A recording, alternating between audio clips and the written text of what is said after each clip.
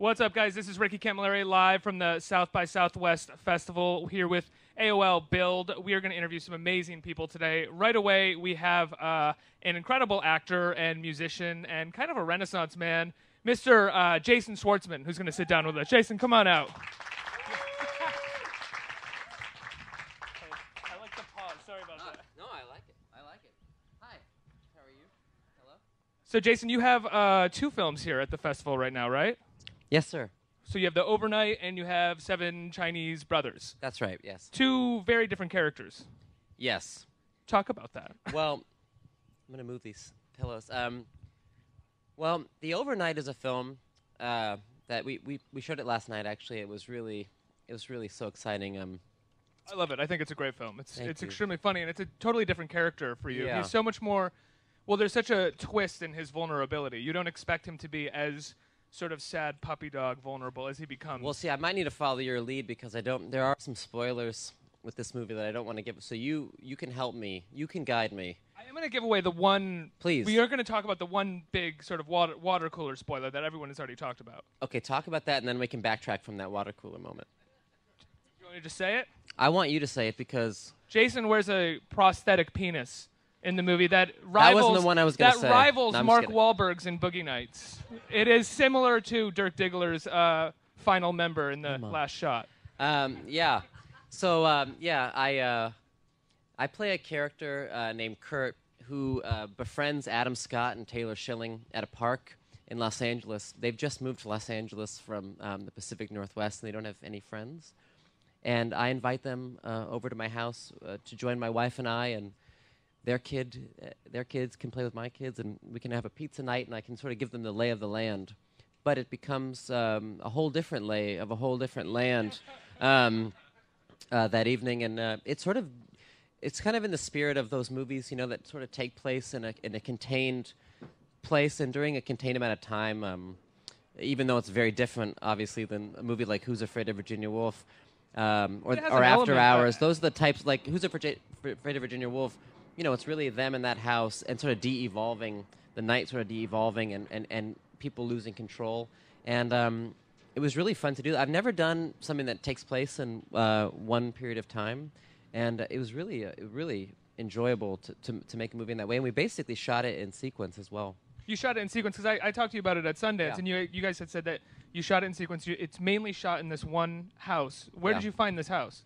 Well, it's in Hollywood, Lake Hollywood. Mm-hmm. It's a great old Spanish house, and as I think about it now, I've never considered this, but I wonder what the neighbors were thinking. Have anyone looked over when you and Adam had the penises running around, screaming at each other, and Jason wasn't the only one that wore a prosthetic penis in the film. Adam Scott also wore what is called a micro penis prosthetic. Yeah, a big micro. He has a bigger micro penis. Yeah, it's funny because when we talk about the movie, anytime I'm with Adam, he brings up the prosthetic. These are prosthetics, I typically will let it go. Like last night at the Q&A, this woman was so sweet in the audience about my penis, and so complimentary and excited about the idea that about male nudity, and I didn't ever tell her that it was a prosthetic. Was this following like an audience Q&A at a party or something, or was this in front of a whole audience? It was just like, I love your penis. It was amazing. That one. It was in front of everybody. Good for her. She loved it. I think she loved it so much she didn't care where she was. It was really fun. So, but yeah, this character, it was really fun to play him because he's hosting these people, and he's very outgoing and gregarious and really trying to keep this night afloat. And I think we learn a lot about the character in the end. There's some more twists. But in the end, you really see that maybe this character's coming from a place of insecurity more than uber competence. Well, he's attempting the uber confidence at the top, but he's like speaking French. He's world traveled, but then you see it sort of unfold a little bit. Yeah, and I think that was really fun. Like when I read the script, the character was so funny because he was so sure of himself, and at the end, it really kind of undermines it with this a sweetness, and the character's kind of more nervous. The script is really full of surprises too. You don't really see so many of the things coming that actually end up coming because it could just be this tale that is two couples. It gets weird, and you can see that being cliche. But everywhere this goes is completely original and really, I mean, just the penises themselves as an example. Yeah. Well, thank you for saying that. I mean, I wasn't complimenting your penis. no, I again. was. I actually was going the other way too. Thank you for thinking that it was. Everybody here, stop with the penises, okay? But when I read the script, it was there were certain things that I wanted to have happen, and I felt that it delivered on those things, and there were other things that I thought, maybe is this where it's going, and it either it wouldn't ever go there, as you say, or when it would go there, it would get there, it would get there in a strange way, and so that's really why I was drawn to it, and I was also just drawn to the idea of the experience. We made it in 12 days. Yeah, so there was also, that was an adventure, it seemed like it was going to be an adventure. And now, with last year, Listen Up, Philip, this year with The Overnight, and with Seven Chinese Brothers, it seems like you've always been interested in the adventure of filmmaking and taking on challenging roles, but these seem to be a sort of different area for you, like obviously the most low-budget films that you've worked on, right? Yes. Was this a kind of calculated idea, a thing that you wanted to start doing a little more? No, honestly, I think it just it shook out that way. Yeah, I don't, and I mean this not like in a nonchalant, blasé way. I mean it sort of like this industry is so mysterious that only a very, very, very select group of people can truly plot out what they want. You know what I mean? And say, I would like this, I would like that, I would like, and there's many levels, but I have found that things kind of happen in a roundabout. I mean, like The Overnight, for example. I found out about this movie not long before they shot it, and I didn't know, it was not on my radar, and then all of a sudden, I was in it. So these things happen very mysteriously. So what was the time frame between when you found out and when you were shooting? It was more insane than, I mean, it was very crazy. You can't say, like, you... I can't even tell you. It's too much. But tomorrow? Okay, cool. I'll be there. Yeah. It was. But so for me, it wasn't, I didn't premeditate I'd like to work in movies that are more low budget this year. I think that these scripts, I was lucky enough to read them, and I was lucky enough to have the people want me to be in them, and we got them made. Well, that's really sort of more what it is, and I try to react to what's in front of me in that moment with the script, and these I really loved them, and like I say, they were able to come together, and it's weird though, because Seven Chinese Brothers, which is the movie that another movie I have here, and a movie called Listen Up, Philip, which I made last year. I actually found I met Bob Byington, who made Seven Chinese Brothers, the same time I met Alex Ross Perry. Well, Bob's in The Color Wheel. That's how it all happened. Yeah, so it was a weird. So in a way, these movies are sort of brother and sister. And Alex appears in Seven Chinese Brothers as well. That's right, yeah. So, and the characters feel similar in Seven Chinese Brothers and Listen Up, Philip. I would say simply for the sake of the fact that he is, for lack of a better word, kind of an asshole at times. But whereas in Philip, he is somewhat accomplished. He has a lot going for him. Yeah. This character in Seven Chinese Brothers has nothing going for him except a dog that he loves. Exactly, yeah. This character is a real adrift. He has a job. He works a job. He works at a quick lube, a car lubrication. Barely. Barely gets by. Yeah, it was fun. It was interesting because Listen Up, Philip's a character that's super driven and knows exactly what he wants. And this character really has nothing that he lives for in a way, except his dog. So it was really, they were sort of back to back, and they were a call and response to each other. I've never been in a position where I've known the movie I was going to do immediately after in my whole life. But this one I did. These two I knew when I was making Listen Up, Philip, I knew I was going to be making Seven Chinese Brothers. It's the only time I've ever done movies sort of like in tandem like that. And that was simply because you met them both at the same time, and you had agreed to both of them, and this one was shooting first and this one exactly, after. Yeah. That's so interesting. And it's your dog in Seven Chinese Brothers, It right? is, yeah. He's my dog, Was Arrow. that a contractual obligation? No, it wasn't. But it was a relief because I knew he was gonna have to be here with me anyway. We shot it in Austin, and I knew he was gonna have to be with me anyway. So now we'd have to find someone to watch him because he could just be on set all the time. But he He's really photogenic. Thank you. Great on camera. Thank you. He is great on camera. He's beautiful. I honestly, Bob Byington, the director, recalls me pushing my dog on him, saying, "You really should come meet my dog," because in the script, in the script, my character, who is very, he's odd because he's really, he makes jokes, he tries to meet people, but at the end of the day, he's just alone, drinking alone, and the dog in the original script was a German Shepherd that was kind of violent, and that was a whole aspect of the film, was a violent dog, and the only person that this dog was nice to was me, and my character was sort of more violent. But Bob says that I was like, you really should reconsider this whole movie and meet my French bulldog, and he said that I pressed him to do that. I remember just being that he came to my house and saw my dog and reconceived and reimagined the whole movie instantly. What was the movie before the dog was a part of it? The dog was always in it, but it was a violent dog. Oh, it was a violent dog. Yeah. Okay, yeah. Yeah, my dog is not. I don't even know if my dog has teeth. Like, my dog is so lazy, it's unbelievable. And in fact, in real life, I wake up 2 hours before my dog. He gets I'll wake up with my kids and get them ready for school and stuff, and then I hear him kind of get up and stretch and then walk down the hallway like he owns the place. And it's amazing. And so, and also, most times when I've worked with animals, the scene is being figured out, and then it's like, okay, and then the animal will come through here. It's the animal's part of the scene. With us, Arrow he's truly lethargic. So much so, by the way, that I took him to a vet one time to ask if there was something wrong with him because he sleeps so much.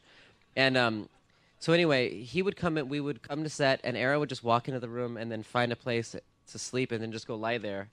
And wherever he would go, that would be how we would block the scene. So saying, he owned the set, too. Yeah, he's sort of like our anchor. So we would walk in and say, all right, let's have it be by the bed then. That's how we did it. And he was great.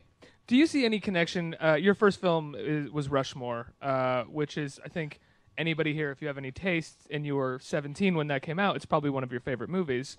But do you see any connection between Max Fisher and Philip and even your character in Seven Chinese Brothers at all? Like a certain amount of maybe the smartest guy in the room, but at the same time somewhat driven or ambitious like Philip, and then a lot of attitude and a lot of angst because of that. Yeah, I don't really know. I mean,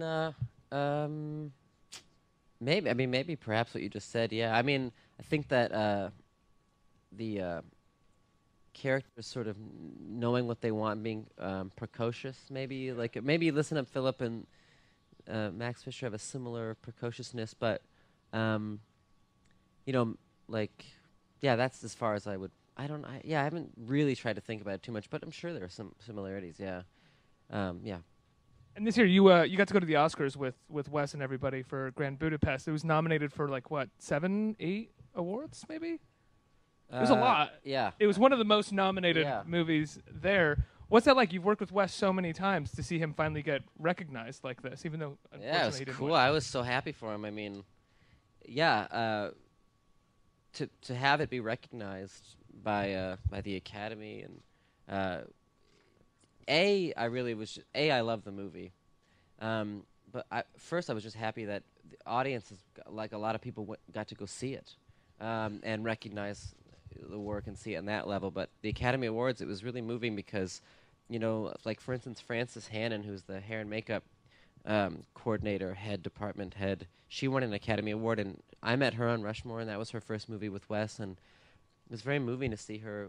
Everyone just sort of the work we've put in, and to have it be given an award, recognized for it. It was really moving. So I was very happy. To have Rushmore be your first film, and then having this working relationship with Wes, where it sounds like most of the crew sticks with him. So I feel like when you go to the set, it probably feels like a family that you get to see every year or every other year or something like that. Are you looking to sort of recreate that experience a little bit when you choose other films that you're going to work on, like Listen Up, Philip, or like Seven Chinese Brothers, basically looking for people that you can have a similar relationship with? Yeah. Well, I think that it's hard to working. The hours are long, and you you're all crammed together, and sometimes you're on the acting side doing things that are vulnerable or can be embarrassing, whatever. And I think it's always going to be a challenge. But if you can be challenged, but be surrounded by people that you know kind of have your back, that you trust, it makes it a little less challenging. And I think, like, for instance, with like Wes, well, let's just say I'm nervous enough, like sometimes with new people on a work situation, that I will procrastinate a little. And with Wes, he's seen every, because we're also really good friends, he's seen every version of me in a way. And working, he's seen just it be terrible, and seen, and so I have nothing to really be afraid of. And I was in the movie he made, Moonrise Kingdom, and he shot that in Rhode Island, and I was working in New York, and I took a car from New York to Rhode Island overnight to get there to work the next morning. And I remember getting out of the car, like dressed as the character, walking onto the set, and literally Wes just going, "Come on, come on," and you come in. Let's just start shooting, and walking in and no rehearsal, just start shooting. And I feel like that type of thing you can only really do with people you've worked with a lot. He knows exactly what he's going to get from you. Well, to a degree. I don't know about him, but I just feel like you can go deeper more quickly because there's less to be afraid of or less to hide. You just can start working. And my hope is that I could work. I don't intentionally like seek out people like I don't have to be friends with the people that I work with, but I think that if you can build up a rapport, a relationship with the people, I think it's great. Because especially like Alex Ross Perry or someone like that, or Jonathan Ames, these are people that I work with. I didn't know them before, and now they're really good friends of mine. And I love them creatively as my friends, and go see movies together and talk about things. So I feel very lucky, and those are people that I like to work with because I feel like now that we have worked together, we can just keep going. Have you ever had an instance where you were on the set of a movie, and no movies need to be named here or anything, and you thought to yourself, "Oh shit! Like I don't necessarily trust this situation. Sure. How am I gonna handle my performance here?" Absolutely. Yeah. What do you do? I don't know. Figure it out. Do your job. I don't know. Yeah, do your job, I guess.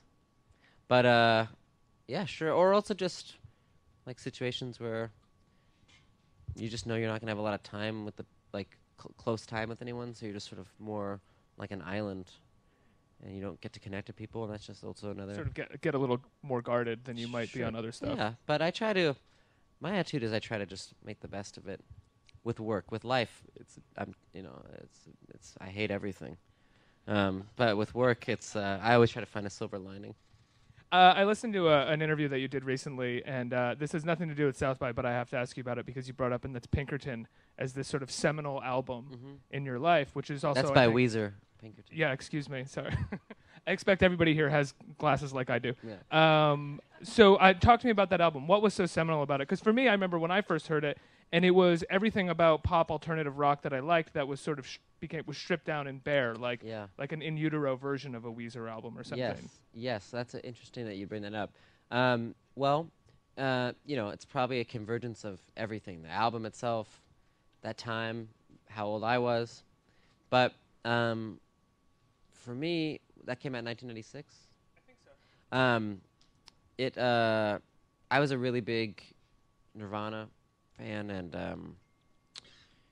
a lot of bands that Kurt Cobain. Like one thing I loved about reading interviews with Kurt Cobain is that he was really giving with information.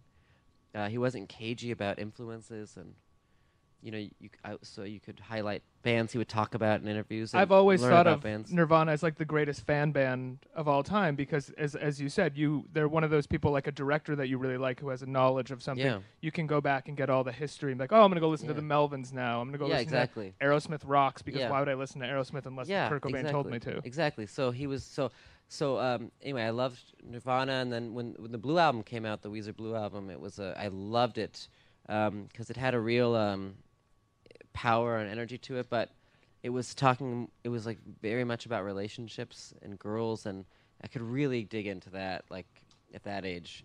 And then, yeah, I was such a freak for the Blue Album. I mean, I literally would like.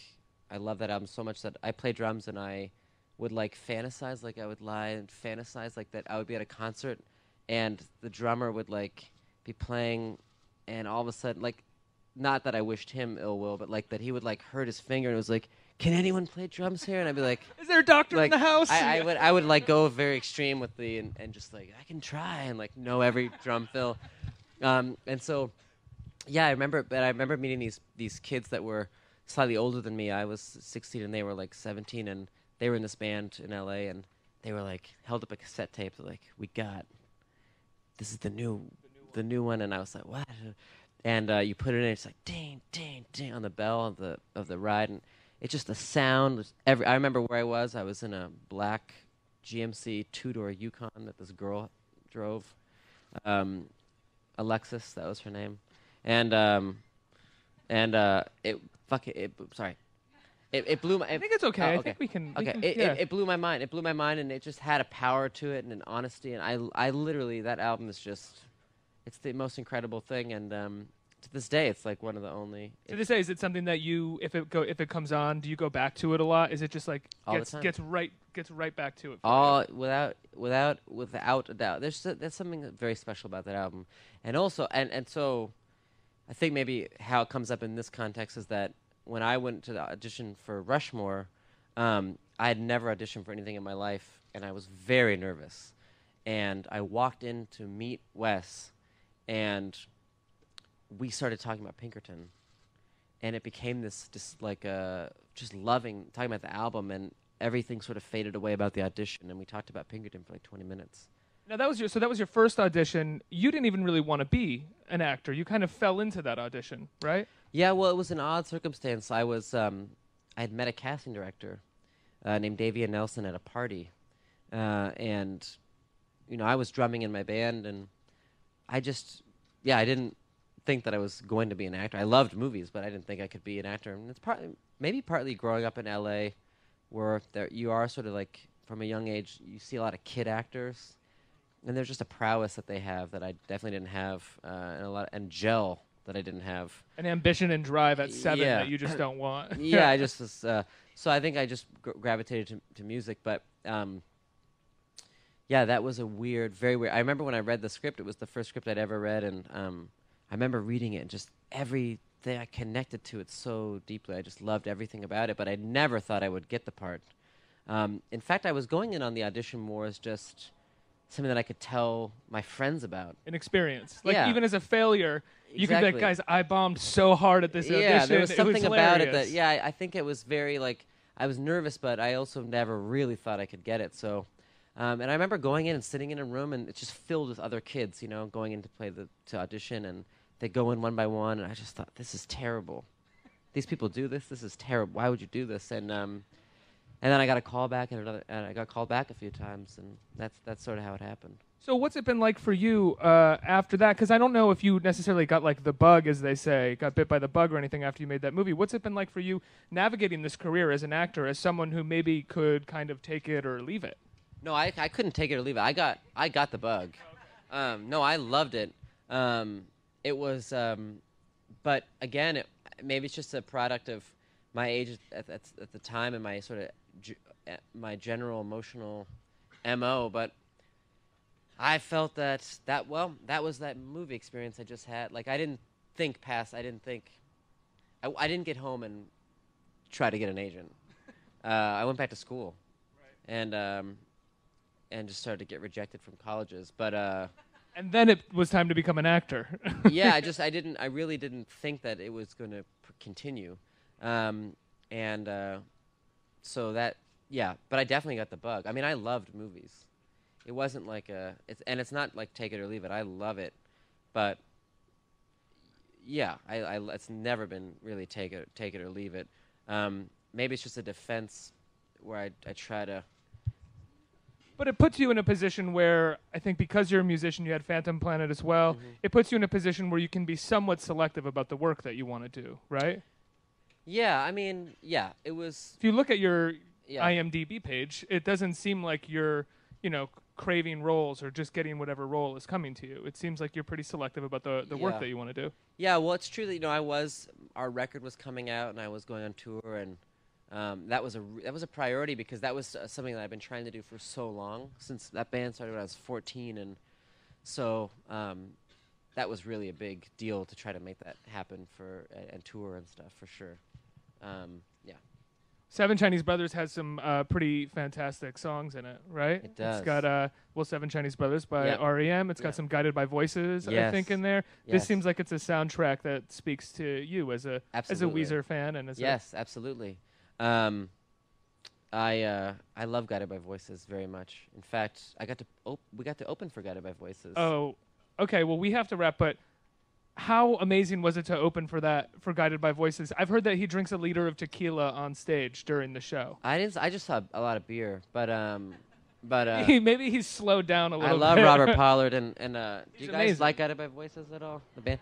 Well, it was great because they have for people who don't know, like their albums have tons of songs on them, like 32 songs, and sometimes they can be really short. And they have this one album. They have a great album called B1000, and when we got to play with them, I've never seen anything like this in my life. But usually a set list is on one piece of paper, but they tape 4 pieces of paper together, so the set list is more like a poster.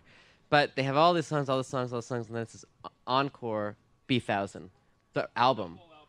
Yeah, I'd never seen anything as incredible or as ambitious as that. But I love Robert Pollard. I love his songwriting. There's Goldheart Mountaintop Queen Directory. It's an amazing I think that's song. like one of the best songs ever written ever. Absolutely. Well, Jason, thanks so much for talking to me. Thank man. you, It's been guys. a I pleasure appreciate having it. you.